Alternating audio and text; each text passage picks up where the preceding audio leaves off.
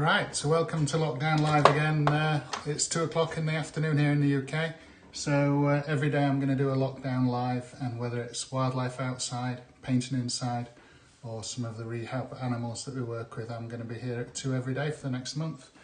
So this is painting day today, so I'm going to show you how I sort of do these paintings. This is Bandita here, the stoat that lives in the garden, and then 3 partridges, and this was a moment I kept seeing over and over again. She has a little feeding chamber in here where I put food, but quite often we'd get game birds on here, partridges or pheasants, and she would always have a little peek up at them to see if she could fancy taking them on. But these are full grown partridges, and she's got no chance basically of taking on one of those. But it was a lovely little moment that I kept seeing, so I'm painting that today. So just going to tell you a little bit about the painting process, and the background colour is put down all in one go. That was over the weekend, just getting the basic colours down of the background, and then I start with pencil drawing the outlines, and I've started blocking in the colours. And the important thing at this stage is not to get carried away with any sort of detail. What I want to make sure at the moment is that the green and ochre colours in the background are completely covered in these areas. There's a lot of detailing and markings to go on there, and I don't want to see any of the green through here. So I'm just going to start blocking Bandita in. Need these back on for this, and yeah, so I've got a rough outline there for her, and I'm just going to start blocking her in. So this is the line in between the belly and her body, and at this stage I'm not really that worried about the exact colour at all. I'm just trying to cover up the green.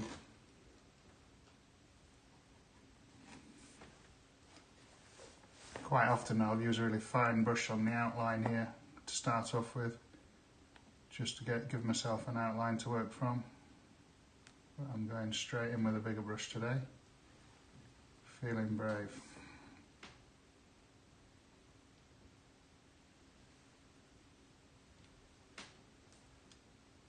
So this is our lovely little ears. They have unusual ears that they've got a double little area on the ear. So they have one ear, and then below there we've got another little section of ear. But she's a real special stoat, this one. She was born here in 2016, just down the valley. And yeah, she's been here more than 4 years. So I've painted her a few times already, but I'll concentrate now. So we need a little shoulder in there.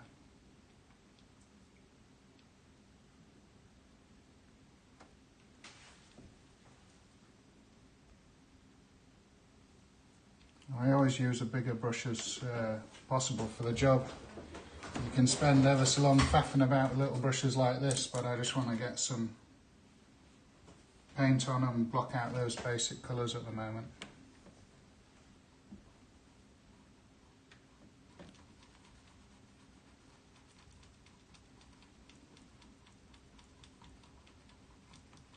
So over the next week or two I'm going to keep coming back to you this painting and showing you how it's coming on and how it's progressing, so you can see how it develops, because at the moment it looks a little bit not quite up to standard.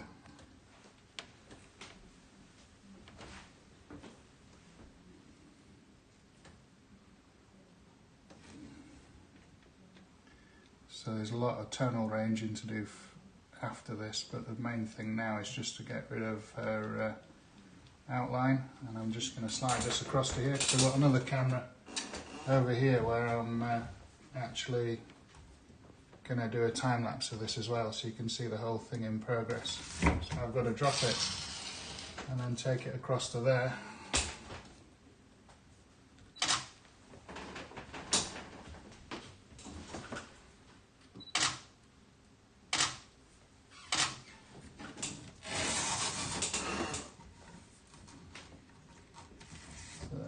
Take it back to where it was. So that's just going to show a time lapse of the whole painting being done. So I've started with a white completely white background, and you'll be able to see in a couple of weeks how this painting actually comes from a white piece of paper into the painting that I finish.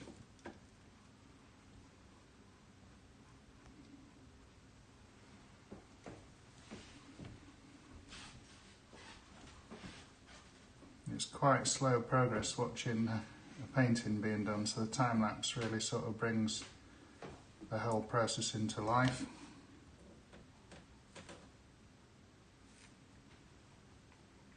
This is going to be like a couple of weeks' work on this picture.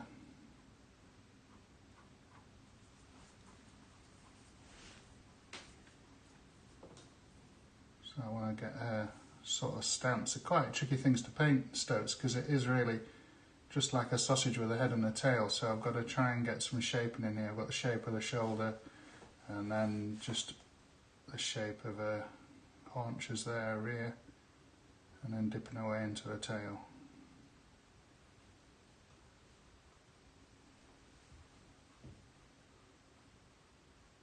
But this is just one colour really that's going on at the moment, just to get rid of the green. So many times I've been working on a picture and I don't get this stage quite right, and I spend ages then just thinking, oh, there's a little bit of green there, there's a little bit of green there, and I spend ages painting out little distracting areas, so I'll make sure that we've got a really good cover in here. I'll have to do this probably all again, the whole lot, just so I'm satisfied we've got rid of all of the green.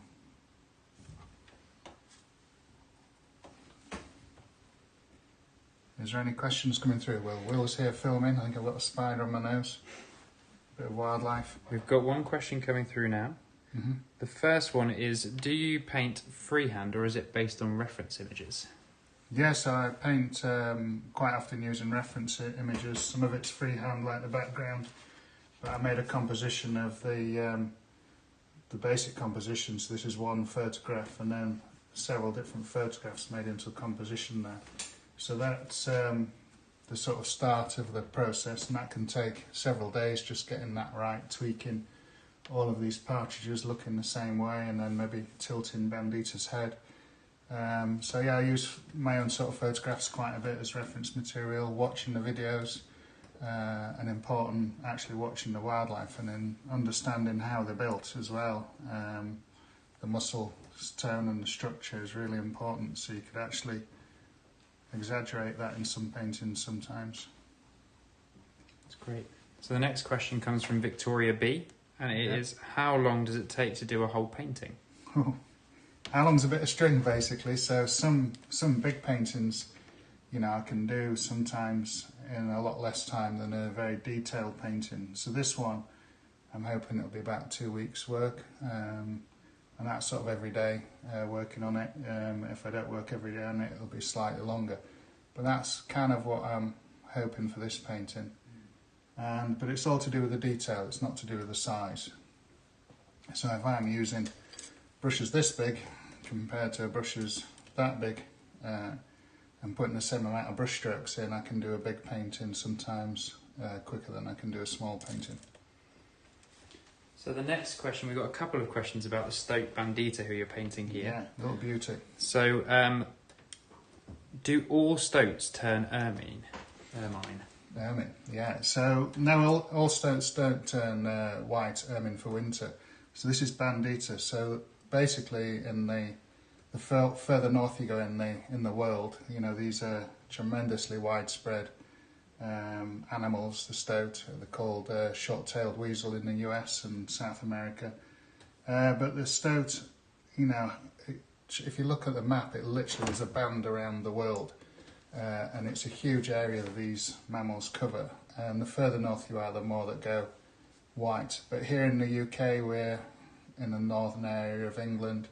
We've got 5% maybe that'll go white for winter, if that. So quite, you know, it's not in big numbers. So she's the only white stoat that I've ever had in the garden, and that's probably out of 60 different stoats. So she's the only. I've had some going partially white. Her brother went partially white, but she's the only white stoat I've had in the garden. That's great. Rachel has asked, what is your favourite animal to paint? Oh God, that's like an impossible question. I like zebras. You know, I've been to Africa 13 times. I've seen, you know, many different countries in Africa, but it's the zebras. I mean, I love the big cats and all of that sort of stuff, but zebras are pretty special. Giraffes are special. They're harder to paint now, and sometimes with the stripes, a zebra looks really, really complicated, and it is complicated once you get into it and get those stripes going down in the right place. I just absolutely love the effect that you can get with it. That's great. Blue Cheese asks, what types of paints does Robert use? I use a lot of different types of paint. This is an acrylic painting, and then this is painted with Liquitex acrylic, and this is from the US. So that's my number one choice of acrylic paint. And then oil paint, I use a few different types of oil paint, and I use them in the same painting together. Sometimes some colour pigments are better in different makes of paint, so I go from Winsor and Newton, a few Rowney, oh god, I'm trying to remember them all. There's several, and they're all, I've mixed them all together. Got a tray of paintings here. Browning, I think, is the other one.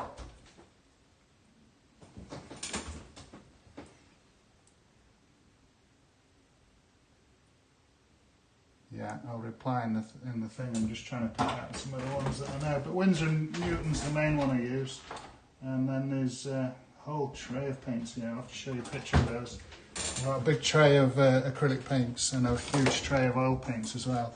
But some makes have better sort of pigments than others. You know, some of them seem to be just like watered down a bit with like white and stuff. It's just getting that pure dark pigment that I like.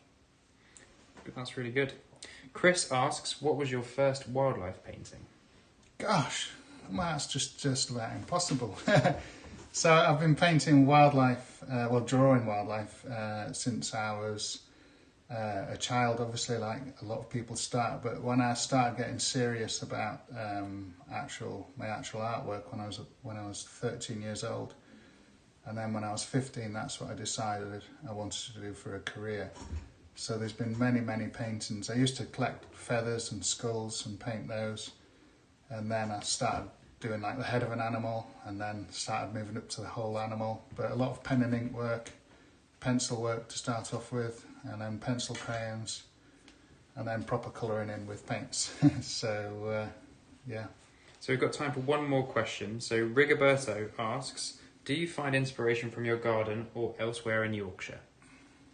Yeah, so I find inspiration, a lot of it's from in my garden, and a lot of them literally from around the world. I've been to every continent in the world following and watching wildlife, and you know, been to some very special places, from the Great Barrier Reef through to Antarctica, Africa, South America, you know, so many different places, India. You know, I've been to so many different continents and countries. It's been a special journey, but the stuff here is just, to me, it's world class. You know, we've got barn owls and stoats, badgers, foxes, you know, and it's, this wildlife here is as spectacular as any of the other wildlife I've seen around the world. It's a case of just getting to know it and understand it and being able to capture those stunning images. So that's all the questions, so we can wrap up if you like. Yeah, so thanks for watching, and that's more or less the end. I mean, I can start blocking this area in and just show you a little bit more, if you like, of painting, and then I'll chat no more, but I'll just do a bit of painting and talk you through the process. Glasses back on. So I'll just show you another sort of area that I paint, and this is just down at the bottom. So when I watch some time lapses of paintings being done, I watch, you know, a very detailed area going on here, and then it goes through the whole painting, everything, and then this little area is done.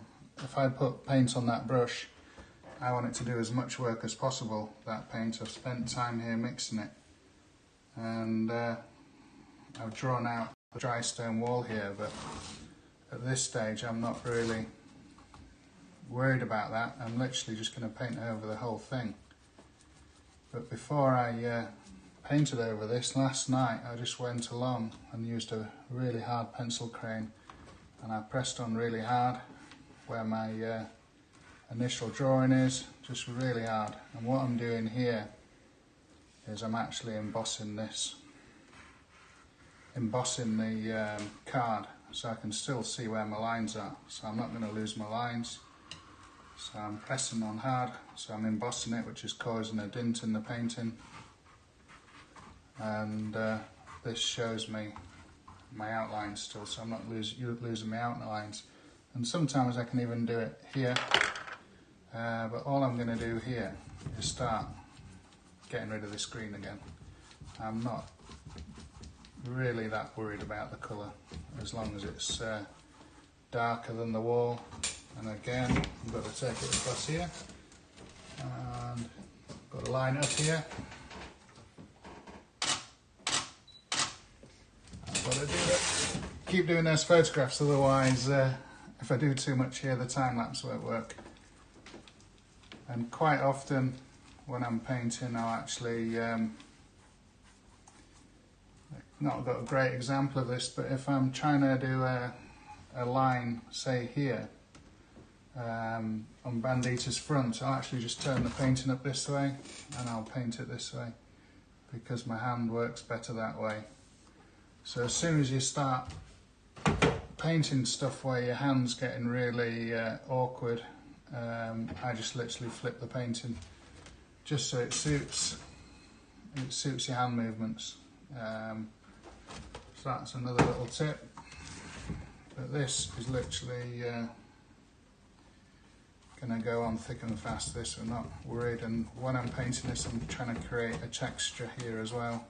So first stage is just to get rid of the colour of green and start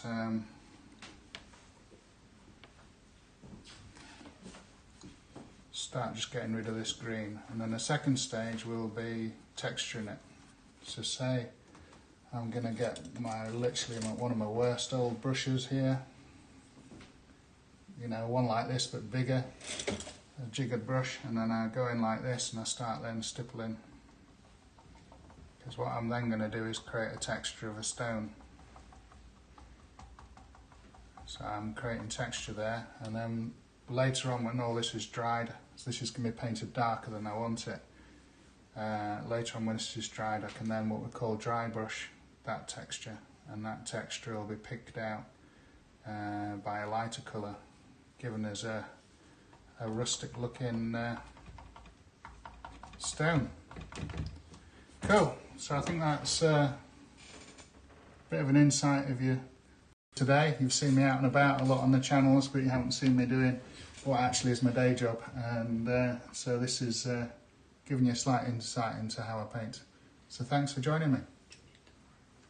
Yeah, so join us again tomorrow, and I'll show you some other wildlife. What we're planning, some stuff in the cameras. Yeah, we'll try and bring you some sort of spectacular footage that's happened recently on the cameras, and just show you a little bit of the drama that happens. That's down below us here in the office. So I've got this lovely studio upstairs, and down below there's the office with all of the camera systems and all of the screens down there. So I'll take you a little tour of the office and show you some knockout footage of some wildlife. Thanks for joining us.